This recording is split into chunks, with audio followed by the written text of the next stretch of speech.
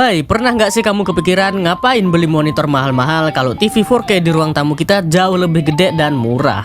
Tapi ketika kita coba koneksikan PC kita ke TV tersebut, di mana kita berharap dapat pengalaman gaming, sinematik, juga layar kerja super lega, tapi yang ada justru teks jadi buram, mata cepet capek, cepet lelah, dan pas main game kok gerakannya rada berat ya. Kayak ada jeda sepersekian detik gitu. Nah oke, tenang, kamu nggak salah kok. TV kamu nggak salah, TV kamu juga nggak rusak. Mungkin otak kamu yang rada rusak. Masalahnya gini teman-teman ya, kamu tuh ibaratnya seperti sedang meminta obeng melakukan pekerjaan yang dikerjakan oleh palu. Well, I know mereka berdua ini sama-sama layar, tapi fungsi dasarnya sebenarnya beda banget cuy. Dan di video kali ini gue bakal breakdown kenapa TV itu toxic banget kalau dijadiin monitor PC. Dan gimana juga caranya biar dompet kamu nggak nangis sama gara-gara salah beli cuy. Jadi ikuti videonya sampai habis karena solusinya mungkin lebih murah dari yang kamu kira. Let's go. Oke, pertama kita bicara soal analogi. Bayangin TV dan monitor itu dua jenis kendaraan yang berbeda teman-teman. Monitor itu ibarat mobil balap F1. Fokusnya cuma satu, yaitu cepat. Kecepatan. I'm a speed Lightning McQueen. Lightning McQueen bukan F1 ya. Oke, di sini monitor itu sifatnya merespon secara instan, handlingnya tajam, dan feedbacknya itu langsung ke pengemudi. Kalau ibarat F1 tadi teman-teman.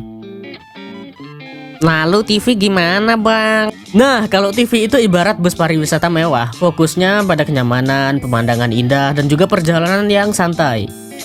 Dia punya banyak fitur canggih dari AC, kursi pijat, tapi dia nggak didesain buat ngebut di lintasan atau di sirkuit. Ya intinya fokusnya tuh memang pada kenyamanan teman-teman. Jujur Sandra bisa bila jauh dari buat saja tuh dalam kenyamanan. Bukan pada kinerjanya yang super cepat. Saat kamu main game tembak-tembakan atau game apapun lah ya, di situ kan otomatis kamu butuh respon sekelas F1 dong yang cepet banget. Tapi kalau pakai TV kamu malah dapat respon ya ala-ala bus pariwisata yang nyantuy. Nah, disitulah yang kita sebut secara teknis sebagai input lag. TV itu cerdas teman-teman. Dia ini memproses gambar lebih dulu, mempercantik warna, menghilangkan noise, baru dia tampilkan kalau sudah clear, sudah bagus, sudah oke. Proses mikir ini memakan waktu. Buat nonton film, bagus banget. Buat kerja, wah rasanya ya kayak ngetik di mesin tik yang delay-delay gitu. Karena prosesnya tadi memang lama gitu.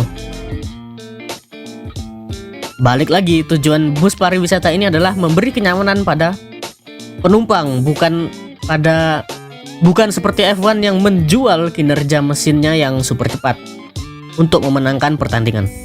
Oke, itu tadi analogi sederhananya teman-teman. Sekarang kita bedah ya 3 alasan teknis kenapa sih kok TV nggak cocok dijadikan monitor PC.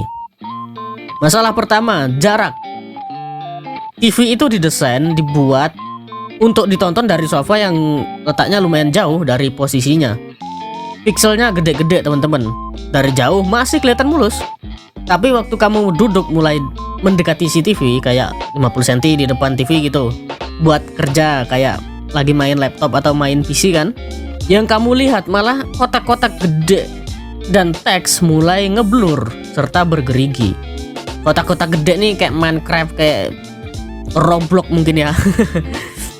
Ya kalau mau tahu kira-kira kayak gimana, silahkan kalian coba nonton TV itu di rumah kalian, terus kalian deketin mata kalian deket banget ke situ 50 cm di depan TV itu, pasti kalian udah nggak bisa baca tulisannya. Nah sebaliknya, monitor itu punya kerapatan pixel yang jauh lebih tinggi. Pixelnya nggak gede-gede atau nggak besar kayak TV, tapi kerapatannya lebih padat atau lebih tinggi, sehingga gambar yang dihasilkan makin solid. Makanya mata kita nyaman aja baca teks berjam-jam di layar monitor atau di laptop, dimanapun lah.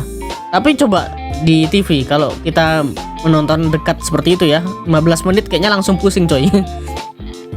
Makanya kalau kalian lihat ada orang nonton bola di TV-nya ya, terus dia komentar, aduh bolanya kok nggak kelihatan ya, terus dia ngedeket gitu, ya itu kocak, karena yang ada bolanya makin malah nggak kelihatan coy, karena dia terlalu dekat dengan si TV. Oke, sekarang masuk ke poin kedua, refresh rate. Nah, ini soal seberapa sering layar memperbarui gambar per detik. TV standar biasanya 60 Hz. Cukuplah buat nonton sinetron. Kalau monitor gaming modern, ya 140 Hz atau 240. Ini tentunya membuat gerakan di layar super mulus. Bahkan walau kita cuma nge-scroll halaman web aja, itu udah kerasa kok bedanya. Ya kalau kamu gamer ya pasti wajib lebih butuh monitor gaming sih dibanding TV 4K. Oke, terus terakhir, fitur fisik. Jadi kalau TV itu kaku teman-teman ya, dia tuh ya kaku gitu aja, stay gitu aja ya, nggak bisa naik turun, nggak bisa miringin kiri, miringin kanan. Sedangkan monitor itu rata-rata punya stand yang ergonomis. TV juga pakai HDMI. Sedangkan monitor itu punya DisplayPort yang lebih superior untuk refresh rate tingkat tinggi. Nah, jadi apakah TV 4K kamu useless? Oh, sebenarnya enggak sih, enggak juga. TV itu bagus, tetap bagus buat nonton film santai, Netflix and chills ya. Itu layak banget. Jadi layar hiburan utama di ruang tamu juga layak banget cuy. Nah, terus kapan TV bisa dijadikan sebagai layar monitor? Nah, itu bisa aja. Jawabannya adalah ketika kamu membeli TV OLED high-end teman-teman ya, yang terbaru, yang udah ada game mode-nya. Mode game itu tadi mematikan semua pemrosesan gambar yang terlalu ribet, terlalu canggih, kayak birokrasi kita yang berbulan kayak dan nurunin input lag-nya secara drastis, tapi harganya mahal banget cuy. Solusi terbaik untuk 99% orang, ya beli aja monitor yang sesuai dengan fungsinya. Monitor 27 inci 1440 pixel atau 1080 pixel yang punya refresh rate 75 Hz dan ataupun 144 Hz, ya itu jauh lebih masuk akal loh daripada TV 4K yang ya memang beda fungsi sebenarnya. Intinya jangan korbankan kenyamanan mata dan responsivitas demi ukuran layar yang besar tapi salah fungsi. Fokus pada alat yang tepat untuk pekerjaan yang tepat. Kayak yang harusnya jadi wakil rakyat tapi tidak mewakili rakyat. Nah, itu kan contoh alat yang oke, saya takut. Jadi kalau emang kamu ngerasa relate dengan masalah mata, cepat lelah atau lag saat menyambungkan PC ke TV, silahkan tekan tombol like sekarang juga teman-teman. Kalian punya pengalaman buruk pakai TV jadi monitor? Ceritakan juga di kolom komentar di bawah ya. Kita diskusi bareng. Dan yang paling penting jangan lupa dibantu subscribe ke channel yang satu ini dan kasih hype dong, biar kalian bisa mendapatkan tips-tips teknologi praktis yang bakal menyelamatkan dompet dan juga kewarasan kalian. Gue admin Paraste mengucapkan sampai bertemu di video selanjutnya. Thank you.